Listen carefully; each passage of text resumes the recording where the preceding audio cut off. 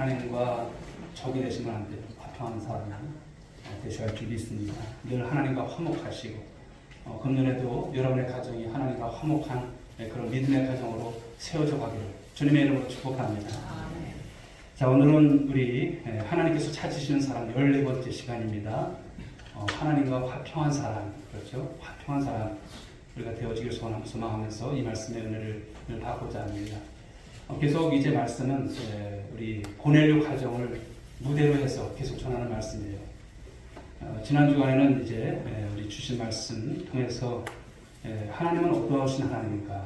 즉 하나님의 말씀을 사모하는 사람을 찾으신다는 거예요. 우리 사모님 금방 또 기도도 하셨지만 지금 읽어나가는 본문이 어떤 것입니까? 사사기 말씀. 사사시대는 사실 어떤 시대입니까? 자기 소견에 옳은 대로 행하는 시대, 말씀이 없는 시대. 그러나 저와 여러분들은 언제나 말씀의 사람이 될 줄 믿습니다. 말씀을 사모하시고 말씀 중심으로 살아가시고 말씀의 뜻하심을 쫓아서 지혜 있게 삶을 살아가는 우리 모두가 될 줄 믿습니다. 오늘은 14번째 시간인데요. 화평한 사람을 하나님께서 찾으신다는 거예요. 그러니까 화목한 사람을 찾으시고요. 화목한 성도들을 찾으신 줄 믿으시기 바랍니다. 우리 어쨌든 우리 교회가 화목한 교회가 되고 또 화목한 가정을 세워나가는 우리 한 분 한 분이 될 수 있기를 주님의 이름으로 축복합니다. 자, 오늘 이제 베드로는 이 화평의 복음을 설교합니다. 자, 10장 36절 상반절 우리 한번 읽어볼까요? 시작. 만유의 주 되신 예수 그리스도로 말미암아 화평의 복음을 전하사. 여기 만유의 주라고 나와 있죠. 만유의 주 누구실까요? 바로 만물의 주에 있다고 하는 것이고 예수님을 말씀하는 거죠. 예수님이 바로 유대인만의 여러분 그런 주님이 아니라 모든 민족, 모든 나라, 모든 족속의 주님이시다. 그리고 그 주님은 지금도 우리에게 있어서 주가 되신 줄 믿으시기 바랍니다. 주와 그리스도를 위해서 그렇죠. 우리 교회가 세워져 가야 되고 우리의 신앙이 주님 안에서 바르게 나갈 줄 믿습니다. 모든 민족, 모든 족속의 주님이시라고 하는 것 사실.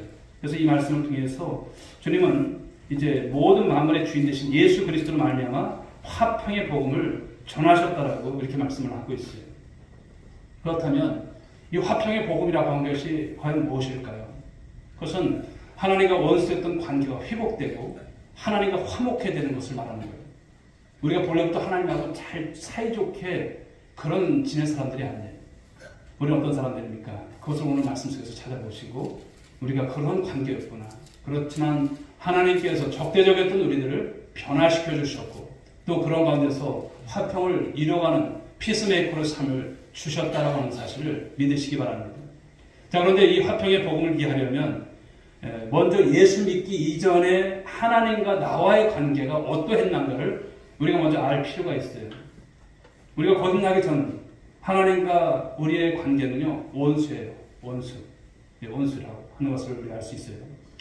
우리 인류의 시조에 있는 여러분 아담이 범죄함으로 인해서 선악과 따먹음으로 인해서 타락을 합니다. 창조 다음에 타락이에요. 산장에 와서 타락이 되죠. 그 타락함으로 말미암아 아담의 후손으로 태어나는 모든 인간들은 하나님과 어떤 관계입니까? 원수된 관계예요. 아니 그 어린 게 무슨 하나님과 원수된 관계야. 관계예요. 원수되었던 관계. 자, 골로새서 5장 10절 로마서 5장 10절 상반절 고린도서 1장 21절 같이 읽어보겠습니다. 시작. 곧 우리가 원수 되었을 때에 전에 악한 행실로 멀리 떠나 마음으로 원수 되었던 너희를. 여기 다 공이 여러분 원수라고 하는 단어가 나오죠. 인간은 이렇게 죄로 인해서 죄 때문에 하나님과 원수가 되었다는 거예요. 죄가 있음으로 인해서 원수예요. 적대적인 관계입니다. 그러니까 예수 믿고 구원받기 전까지 모든 사람은 한 사람도 예외 없이 하나님과 원수된 관계 속에 있었다라고 하는 이 말씀입니다. 네. 그런데 이 원수된 관계 바로 서로 대적하고 대항하는 여러 그런 관계를 말하죠. 그렇기 때문에 하나님과 원수된 관계에 있는 인간들은 끊임없이 하나님을 대적해요. 지금도 대항해요. 계속 반역해요. 계속 여러분 하나님이 없다라고 살아가요. 사도 바울은 여러분 로마서 8장 7절 상반절에서 이렇게 말하죠. 읽어볼까요? 시작. 육신의 생각은 하나님과 원수가 되나니. 육신의 생각을 가지고 사는 거예요. 하나님과 원수된 이 관계에 있는 이런 사람은요. 바로 육신의 일을 늘 생각해요. 땅의 일을 생각해요. 육신의 생각을 끊임없이 하게 되는 것이죠. 그래서 하나님과 대적을 하고 십자가의 원수를 행하면서 살아가면서도 죄인지 모르고 산다는 것이죠. 그래서 여러분 그 삶에 여러분 열매들이 무엇입니까? 각종 음행을 하고 주술을 하고 방탕하고 우상숭배를 하고 어제 인터넷으로 잠깐 보니까 요즘은 이제 인형 같은 걸 만드는데 누구를 이제 상대방을 저주하기 위해서 옛날에는 이렇게 어떤 것을 가지고 무당한테 가서 할 때 이렇게 살풀이 할 때 이렇게 하지만 지금은 인형 같은 걸 만들어 가지고 누군가를 내가 미워해요. 그러면 그 인형을 10,000원 정도 된다고 하는데 그 인형을 사가지고 내가 거기다 해코지를 하고 이런 문화가 좀 일어나는 것을 볼 수가 있어요. 다 무엇이니까 미신적인 것이지만 다 이런 것이 주술적인 행위를 말씀하는 것이죠. 지금 세상이 그렇습니다. 그러니까 점점 세상이 어떻습니까? 교통이 없어요. 소통이 없어요. 그냥 나하고 좀 사이가 안 좋고 그러면 그냥 원수예요. 그런 관계 속에서 살아가는 모습들. 그래서 온갖 미움과 분냄을 통해서 오늘 사랑의 하나님을 대적하는 그런 시대의 모습들이 얼마나 많은지 모릅니다. 사도 바울 역시도 부활하신 주님을 만나기 전에는 어땠습니까? 십자가 원수로 행하는 삶을 살았잖아요. 예수를 모르니까 그런 거예요. 의로우신 하나님은 이 죄로 인해서 하나님과 원수된 자들에게 그 사람들에게 하나님의 진노를 쏟을 수밖에 없다라고 말씀하면서 에베소 2장 3절 하반절에는 이렇게 말을 하죠.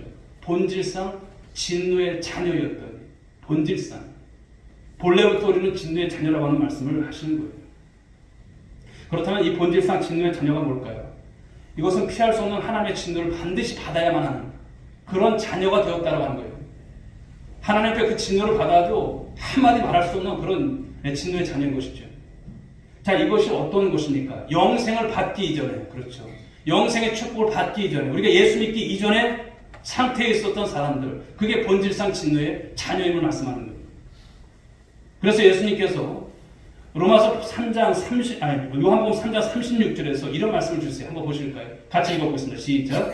아들을 믿는 자에게는 영생이 있고 아들에게 순종하지 아니하는 자는 영생을 보지 못하고 도리어 하나님의 진노가 그 위에 머물러 있느니라. 아들을 믿는 자에게 무엇이 있다고 해요? 영생이 있고 아들을 믿지 않는 자는 영생이 없다는 거예요. 예수를 믿는 자는 영생은 없지만 예수를 믿지 않는 자는 아무리 세상에서 권력이 있고 아무리 여러분 사람이 댄데미가 세상적으로 보면 틀린 것이 없고 바로 정직해도 할 수 없다는 거예요. 영생이 없다는 말씀을 하시는 거예요. 그러면서 말씀하신 게 뭡니까? 영생을 얻지 못한 자들은 하나님의 진노가 그 위에 머물러 있다 이렇게 말씀을 하시는 거예요. 여기서 말씀하는 이 하나님의 진노는요, 지옥에서 받을 형벌, 그 고통만을 말씀하는 것이 아니에요. 지진이나 어떤 전염병으로 인한 재앙만을 말씀하는 것이 아니에요. 지금 이 땅에 살아가면서 경험하게 되는 온갖 두려움, 불안, 미움, 분노, 슬픔, 이런 것들이 다 뭘까요? 작은 죽음의 조각들이에요. 이런 것을 가지고서 살아간다는 거예요. 그런데 하나님의 진노가 오늘 이 본문 속에서 마지막 하반절에 보게 되면 어떤 상태에 있다고 말합니까? 그 위에 머물러 있느니라 이렇게 말씀했어요. 그 위에. 즉 그 위에 머물렀다고 하는 것은 언제든지 그 진노가 임할 수 있다라고 하는 그런 말씀이에요. 머리에 떠 있는 구름이 언제든지 비를 내리는 것처럼 하나님과 원수된 자 위에 있는 하나님의 진노가 언제든지 임할 수 있다라고 하는 말씀인 것이죠. 그런데 하나님 앞에서 이 진노의 자녀로 사는 것이 얼마나 두려운가 이것을 우리는 알아야 합니다. 이것을 아는 자는 어떨까요? 화평의 복음을 받아들일 수밖에 없는 것입니다. 분명한 사실은요, 하나님과 원수된 것을 인정하지 않고 여러분 그 누구도 하나님과 화목할 수 없다는 것을 말씀합니다. 이렇게 예수를 믿고 거듭나기 전까지 우리는 하나님과 원수된 자였고 좀 전에도 말씀드린 것처럼 본질상 진노의 자녀였다라고 하는 말씀인 거예요. 하나님은 당신의 형상대로 지음받은 인간들이 당신과 원수된 자로 살아가는 것을 원하실까요? 아닌 것입니다. 그래서 예수님을 이 땅에 바로 독생자 예수 그리스도를 보내주셨고 그분이 우리를 위해서 그 십자가에서 검붉은 피를 다 쏟으시고 물과 피를 다 쏟으시고 화목 제물로 죽으신 줄 믿으시기 바랍니다. 로마서 3장 25절 상반절은 이런 말씀을 주십니다. 읽어볼까요? 이 예수를 하나님이 그의 피로써 믿음으로 말미암는 화목제물로 세우셨으니 화목제물 되게 하셨다는 거예요. 우리의 모든 죄악을 누구한테? 바로 예수님께 다 전가시킨 거예요. 대신 담당하시고 우리를 대신해서 십자가상에서 화목제물로 죽으신 분이 우리 주님이십니다. 고린도후서 5장 15절 상반절 말씀 보실까요? 읽어봅니다. 시작. 그가 모든 사람을 대신하여 죽으심으로. 그렇죠. 죽으심은. 여기서 중요한 것은 자 어떤 단어일까요? 대신했다는 거예요. 대신하여. 예수님이 저와 여러분의 죄를 대신해서 그 죄를 짊어지시고 죽으심으로 여러분의 죄값을 다 치르셨다는 말씀인 거예요. 여러분 믿으십니까? 정말 믿으세요? 죄값을 다 치러주셨어요. 예수님은 우리의 모든 죄를 대신 짊어지시고 우리가 받아야 될 수치를 예수님께서 다 당하신 거예요.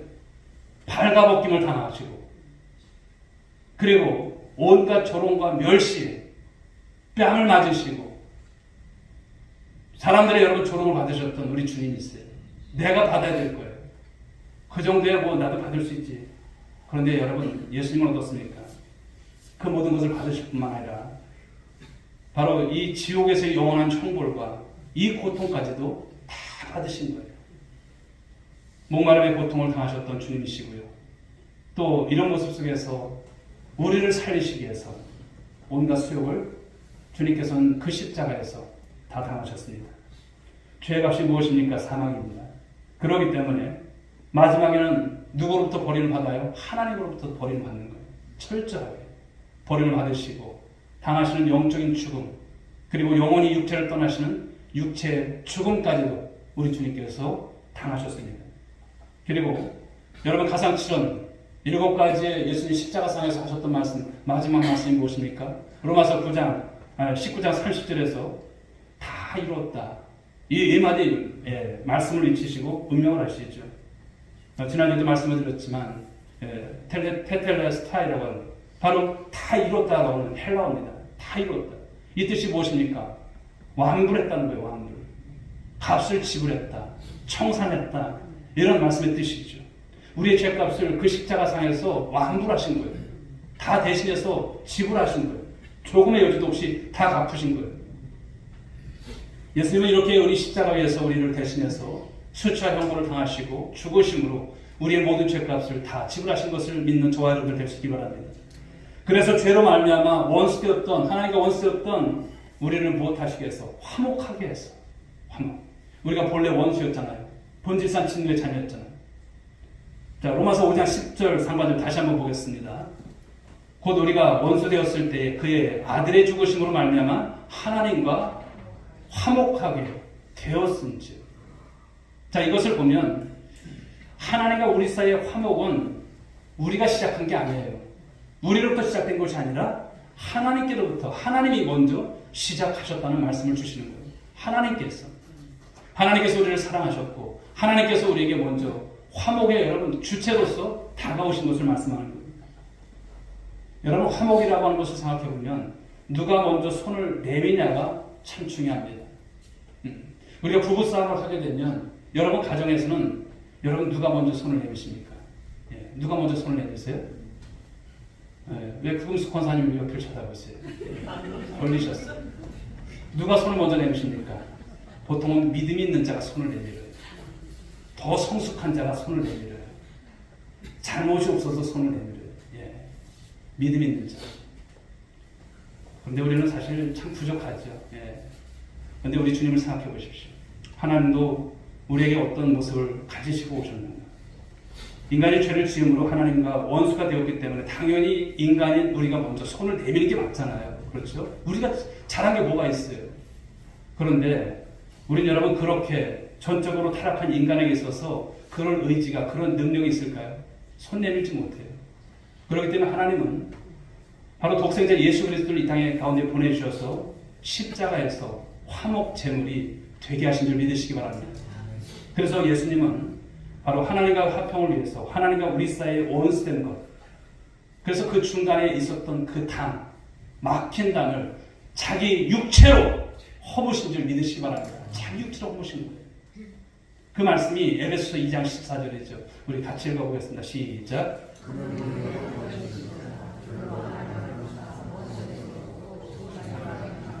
막힌 담을 자기 육체로 하시고. 아멘. 바울은 이 중간에 막힌 담을 원수된 것이라고 했어요. 원수된 것. 하나님과 우리가 원수되었던 것. 이것을 예수님께서 십자가 죽으심으로 이 담을 제거하신 거예요. 그렇죠. 성수와 지성수 사이에 가로막혀 있었던 휘장이 예수님께서 운명하실 때 갈라진 거예요. 예. 우리가 하나님께로 가고 우리가 하나님을 만날 수 있는 길을 여신 거예요. 이런 생각을 하면 여러분 가슴이 미어지죠. 우리 하나님께서 내가 뭐라고 나를 살리시기 위해서 이렇게 하셨을까? 그렇습니다. 하나님과 우리 사이에 막혔던 막히담이 여러분 그렇다면 뭘까요? 죄입니다. 이 죄를 바로 우리 사이를 갈라놓던 이 죄, 율법, 그리고 이 유대인과 이방인 원수처럼 갈라놓던 많은 차별들, 이것을 허셨다는 것을 말씀하는 것이죠. 그렇다면 사랑하는 여러분, 이제 우리는 어떻게 해야 할까라고 하는 것이죠. 우리의 과제입니다. 하나님과 원수된 관계를 청산하고 하나님과 화목해야지 않을까라고 하는 말씀인 것이죠. 언제까지 전능하신 하나님과 원수된 관계를 맺고 또 우리가 주님 앞에서 교만한지도 모르고 살아가야 되겠습니까? 더 이상 하나님과 원수된 자로 사는 성도들이 단 한 분도 없길 바랍니다. 하나님과 어떻게 될까요? 화목하시라는 거예요. 하나님과 화목하는 거예요. 우리 자녀들에게는 형제간에 우애하고 화목한 가정이 되고 다 말하잖아요. 우리는 정말 하나님 앞에서 어떨까요? 정말 화목한지요? 오늘 사도 바울도 여러분 하나님과 화목하라고 했습니다. 고린도후서 5장 20절 하반절 말씀을 보실까요? 같이 읽어보겠습니다. 시작. 그리스도를 대신하여 간청하노니 너희는 하나님과 화목하라. 아멘. 너희는 하나님과 화목하라. 하나님과 원수된 관계에 있었던 우리가 어떻게 하면 여러분 하나님과 화목할 수 있을까라고 하는 거죠. 본질상 진노의 자녀였던 우리가 어떻게 하면 하나님과 화평할 수 있겠는가라고 하는 말씀이에요. 그것은 다른 것이 아닙니다. 십자가 위에서 화목 제물이 되어주신 예수 그리스도, 그분을 믿는 것인 줄 믿으시기 바랍니다. 다른 것이 없어요. 예수님을 믿는 거예요. 예수를 믿음으로 말미암아 죄 사함을 받는 것입니다. 오늘 베드로는 이 고넬료의 가정에서 이 화평의 복음을 설교할 때 예수 그리스도의 이 십자가의 죽으심과 부활을 말한 다음에 오늘 말하는 것이 사도행전 10장 43절인데 한번 보실까요? 사도행전 10장 43절 읽어보겠습니다. 시작. 증언하되 그를 믿는 사람들이 다 그의 이름을 힘입어 죄사함을 받는다 하였느니라. 자, 누구든지 예수를 믿기만 하면 모든 사람들이 무엇을 받아요? 죄사함을 받는 거예요. 이것이 우리가 오전에 말씀 속에서도 그렇죠. 이 사제 은총에 대해서 죄 용서에 대한 말씀을 말씀한 것이죠. 예수를 믿게 되면 죄사함 받고 죄사함을 받게 되면 우리가 의롭다함을 받아요. 칭의죠. 의롭다함을 받게 되면 어떻게 됩니까? 하나님과 이제는 원수가 아니라 화목하게 되는 거예요. 하나님이 여러분 더 이상 우리가 하나님 앞에서 원수가 아닌 거예요. 화목하게 된 관계로 우리를 바꿔주는 거예요. 신분상의 모든 것도 바꿔주시는 거예요. 그래서 우리가 하나님 어떻게 부릅니까? 하나님을 아빠 아버지다. 성령이 아니고서는 할 수 없는 일. 이 말씀을 주시는 거예요. 로마서의 말씀들을 보면 너무나도 주옥 같은 말씀들이에요. 로마서 말씀을 보게 되면 우리가 어떤 신분 속에서 어떻게 우리가 하나님의 자녀가 되고 어떤 삶을 주셨는지 너무나 귀한 말씀들이시죠. 그런데 누가 죄사함을 받는다고 합니까? 오늘 이 말씀 10장 43절에 보게 되면 여기 나온 것처럼 그를 믿는 사람들이 다라고 했어요. 그를 믿는 사람, 예수 그리스도를 믿는 사람들은 예 없이 다 죄사함을 받는다는 거예요. 어떤 사람은 죄를 적게 지었기 때문에 상을 받고 어떤 사람은 죄가 너무 많아서 상을 받지 못하고 이런 것이 있을까요? 아닌 거예요. 죄의 경중은 우리가 이제는 좀 작네, 이제는 좀 크네 볼 수는 있지만 하나님 앞에서 여러분 다 죄입니다. 근데 주님은 큰 죄가 되든 작은 죄가 되든 예수 그리스도의 이름을 믿기만 하면 다 용서하시고 여러분 구원 얻는 줄 믿으시기 바랍니다. 화목하게 되는 관계를 말씀하시는 거예요. 왜 그렇습니까? 예수의 이름을 힘입으로 받기 때문에 말씀하시는 거예요. 그런데 오늘 이 10장 43절 하반절을 보게 되면 이런 말씀이 있죠. 그를 믿는 사람들이 다 그의 이름을 힘입어 죄사함을 받는다 하였느니라. 자, 이 말씀을 여러분 좀 주목해서 보십시오. 왜 베드로는 예수를 믿으면 죄사함을 받는다고 말하지 않고 예수의 이름을 힘입어 죄사함을 받는다고 이렇게 말씀을 했을까라고 하는 거예요. 그것은 예수님의 이름이 그냥 이름이 아니에요. 그 예수님의 이름에는 예수님의 인격, 예수님의 사역을 다 대변하기 때문인 것이죠. 예수의 이름에는 하나님의 아들 되심과 우리를 위해서 십자가 달려 죽으시고 그리고 부활하심으로 우리를 구원하신 모든 사역이 이 예수님의 이름에 들어있기 때문에 그래요. 그 예수 그리스도의 이름을 우리가 잊고 힘입어서 죄상을 받는다. 이런 말씀을 주시는 거예요. 뿐만 아니라 하나님이 예수의 이름을 믿는 자들이 어떻습니까? 하늘에 있는 자들이나 또 땅에 있는 자들과 땅 아래 있는 사람들이 모든 무릎을 예수 이름에 여러분 꿇게 하신 줄 믿으시기 바랍니다. 바로 예수님의 이름으로 또 우리가 명하게 되면 여러분들이 예수님의 이름을 많이 선포하셔야 돼요. 기도하실 때도 그렇고 기도하실 때도 여러분 예수님의 이름으로 기도하셔야 돼요. 다 했는데 어떻게 기도를 마무리할까 하시면 안 돼요. 너무나 싫은 거예요. 아직도 기도가 어려우신 분이 계실까요? 5가지. 기도 못한다고 하지 마세요. 하나님 찾으시고 감사합니다. 잘못했어요. 도와주세요. 예수님 이름으로 기도합니다. 이게 어려우면 안 되잖아요. 5가지. 주일학교에서 많이 써먹었던 거예요. 애들도 해요. 그러니까 여러분 나는 기도 못한다 하지 마세요. 여러분 구역 안에서 구역 예배 드릴 때 기도를 막 시키세요. 5가지 우리 구역장님, 우리 인도자 사람들은 5가지 말씀하시고 어려울 것도 없습니다. 그냥 하세요. 그래서 잠깐 기도도 훈련이 되셔야 돼요. 수요일 날도 여러분들이 누구를 시켜도 그냥 제가 이름이 안 들어가도 누구 기도하시켜 그러면 하실 수 있는 좀 그런 여러분 좀 모습이 됐으면 좋겠어요. 기도 어렵게 생각하지 마십시오. 예수의 이름으로 기도하면 될 줄 믿습니다. 근데 성경을 보시게 되면요, 예수의 이름으로 명하게 되면 귀신이 떠나가는 줄 믿으시기 바랍니다. 벌벌 떠는 거예요. 병든 자가 여러분 고침을 받는 것인 줄 믿으시기 바랍니다. 그래서 예수님도 만민에게 복음을 전파하는 이 지상 명령을 주시면서 마가복음 16장 17절에서 이런 말씀을 하세요. 자, 보실까요? 같이 읽어보겠습니다. 내 이름으로 귀신을 쫓아내며. 아멘. 내 이름으로 귀신을 쫓아내라는 거예요. 예수의 이름으로 귀신을 쫓아내라는 거예요. 여러분 사단이 얼마나 많이 방해합니까? 장난치를 얼마나 많이 칩니까? 여러분의 가정이 행복하길 원해요? 사단이? 절대 아니에요. 오산입니다. 그러므로 여러분 가정 가운데서 예수의 이름을 선포하십시오. 할렐루야. 또 여러분 70인단 전도단을 전도단들이 이제 전도를 마치고 돌아올 때에 어떤 말씀을 주십니까? 그들이 누가복음 10장 17절에서 읽어보겠습니다. 시작. 주여 주의 이름이면 귀신들도 우리에게 항복하도이다.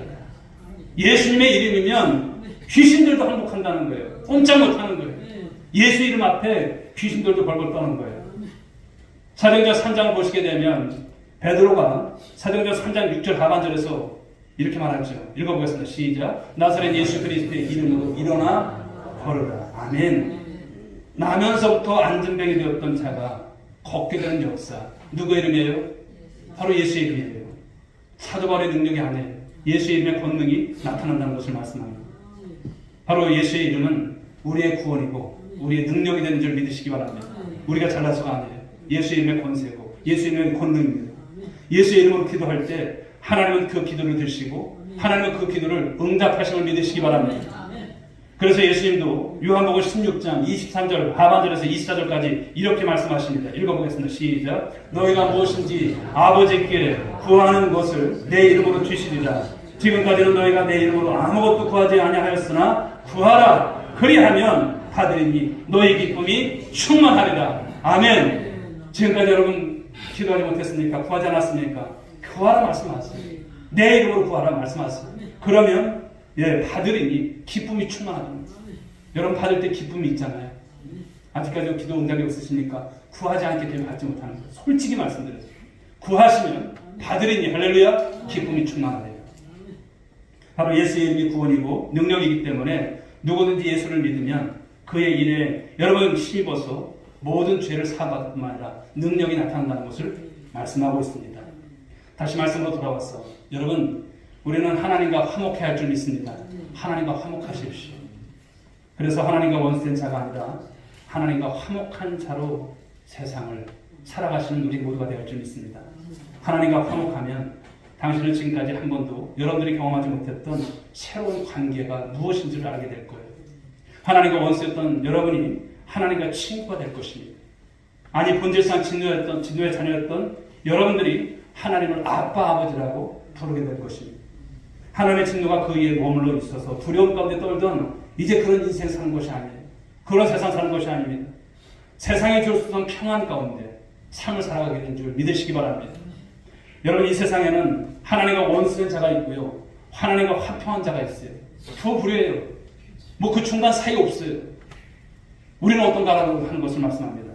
우리는 여러분 하나님과 원수된 자인가요? 아니면 하나님과 화평한 자인지, 화목한 자인지 보시라는 거예요.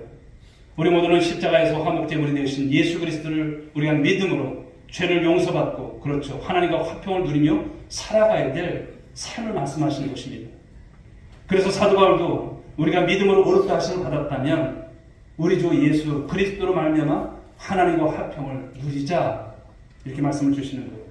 자, 로마서 5장 1절 읽어보겠습니다. 시작.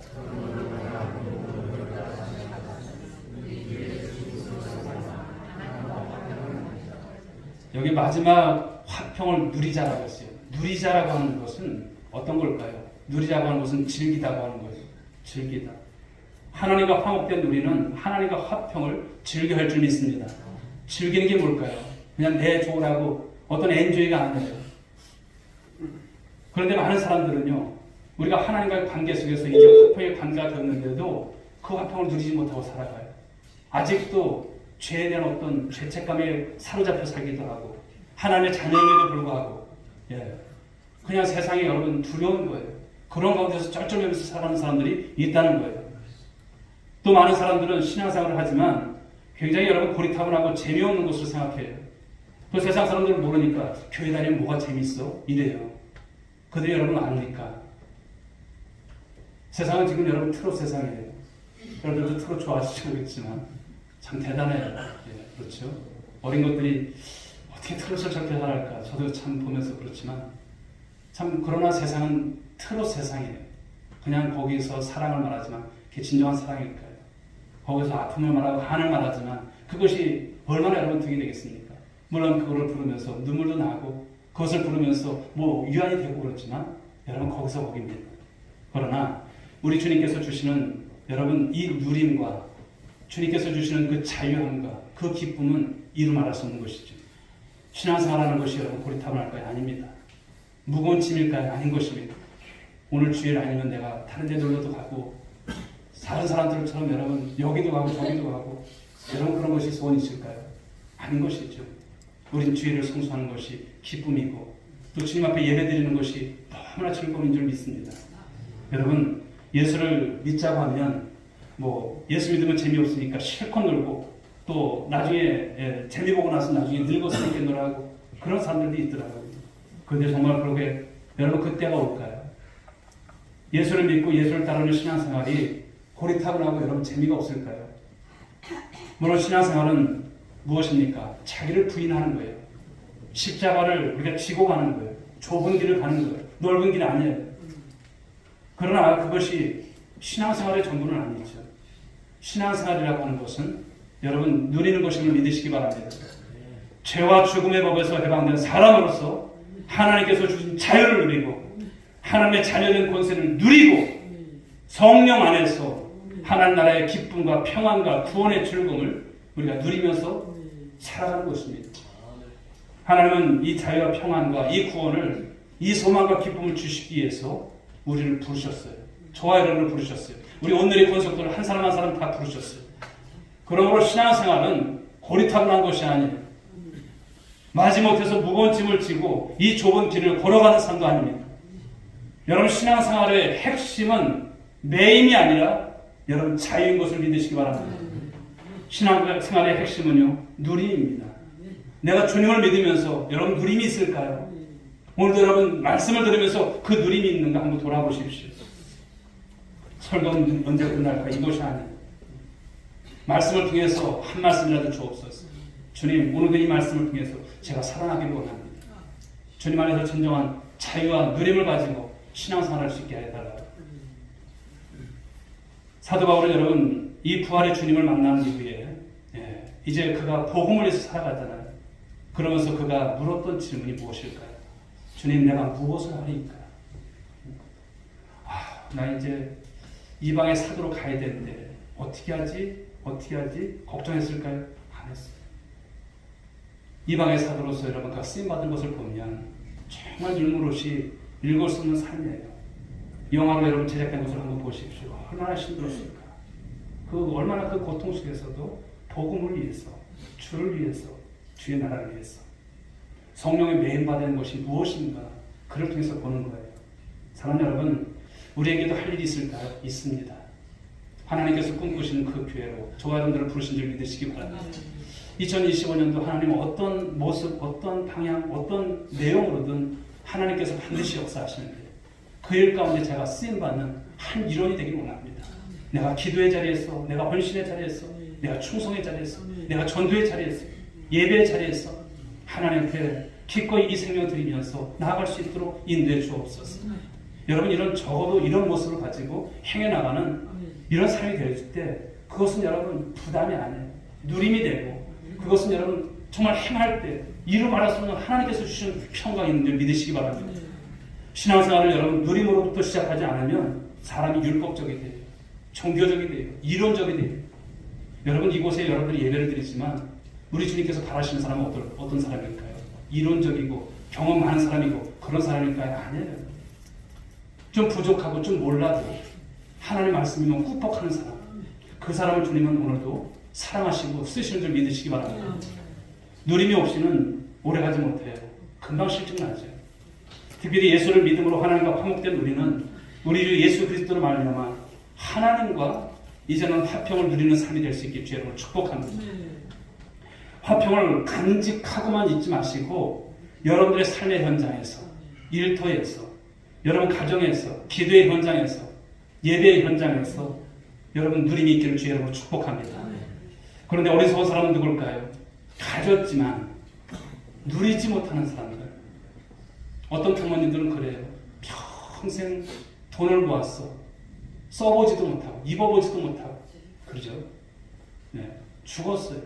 자식들이 그걸 가지고 서로 싸우고 이런 모습을 볼 때 참 안타까워요. 우리가 예수 그리스도를 믿지만 누림이 없다면 우리도 여러분 이런 모습과 다를 게 뭐가 있어요?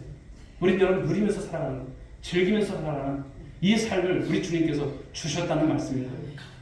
아무리 보배롭고 존귀한 것이 할지라도 그것을 즐기지 않으면 그것은 내 것 아니죠. 그러므로 우리는 오늘 주신 말씀의 핵심처럼 하나님과 화평을 누리며 즐거워하며 살아가는 우리 모두가 될 줄 믿습니다. 그런데 사단이요, 나의 죄를 까발리고 그것으로 정죄할 때가 있어요. 로마서 8장 1절부터 33절 하반절부터 34절 상반절까지 이런 말씀이 있습니다. 읽어볼까요? 시작. 이제 그리스도 예수 안에 있는 자에게는 결코 정죄함이 없나니 의롭다 하신 이는 하나님이시니 누가 정죄하리요. 여러분 이 말씀을 선포하십시오. 예수 그리스도 안에 있는 우리에게는 정죄함이 없다는 거예요. 근데 사단은 어떻게 할까요? 여러분들이 자꾸만 죄책감에 질질 끌려다니게 돼요. 난 네가 무슨 일 한지 알아. 자꾸만 이래요. 그러니까 죄를 여러분들이 짓고 자꾸 밥 먹듯이 하는 것이 아니에요. 만약에 여러분들이 부지불식간에 죄를 졌어요. 어떻게 될까요? 회개하시라는 거예요. 죄책감에 빠지지 마시고 예수의 이름으로 여러분들이 정말 주 앞에 나가서 기도하십시오. 주님께서 용서하십니다. 정죄할 수 없다라고 말씀 주시는 거예요. 의롭다 하신 이가 누구십니까? 하나님이십니다. 누가 정죄하여 말씀하시는 거예요. 이 말씀을 선포하십시오. 이 말씀으로 여러분들이 사단의 참소를 이겨내셔야 할 줄 믿습니다. 예수님 앞에서 진정으로 그 죄를 회개했다면 더 이상 죄책감에 시달리지 마시라는 거예요. 주님이 이미 여러분들의 죄값을 다 치르셨다는 것을 믿으시기 바랍니다. 이렇게 죄책감을 떨쳐버리고 사단의 참소를 이겨내는 것이 이게 뭡니까? 예수 그리스도로 말미암은 하나님과의 화평 속에서 누리는 삶을 말씀하는 거예요. 그러므로 사랑하는 여러분, 우리가 어떤 환난이나 또 어떤 여러분 배신과 또는 사업의 또 실패와 경제적인 어려움 가운데 또 건강의 여러 가지 어려움 가운데 있다 할지라도 사람과 환경에 우리가 매임당하지 않고 주님의 품 안에서 세상이 줄 수 없는 그 평안을 누리며 사는 것. 7번 쓰러질지라도 다시 8번째 일어나서 그 은혜의 보좌 앞에 담대히 나아갈 수 있고 또 그 하나님 앞에서 아빠, 아버지의 얼굴을 구하는 것. 바로 그래서 그 하늘 아버지가 공급해 주시는 그 힘과 능력으로 다시 일어설 수 있게 하는 것. 이것이 그리스도 예수로 말미암아 우리에게 주시는 바로 하나님과 화평의 삶인 줄 믿으시기 바랍니다. 우리는 여러분 대단한 사람들이에요. 옆에 분들 한번 보십시오. 당신은 대단한 분이십니다. 예, 머리가 크다는 게 아니에요. 우리를 그렇게 주님께서 축복하셨다는 것이죠. 우리 주님께서 하나님과 화평, 여러분 이 삶을 오늘 말씀하셨어요. 그럼 저와 여러분들이 이제 하나님과의 화평의 관계가 된 삶의 모습을 이뤄가실 수 있길 바랍니다. 할렐루야.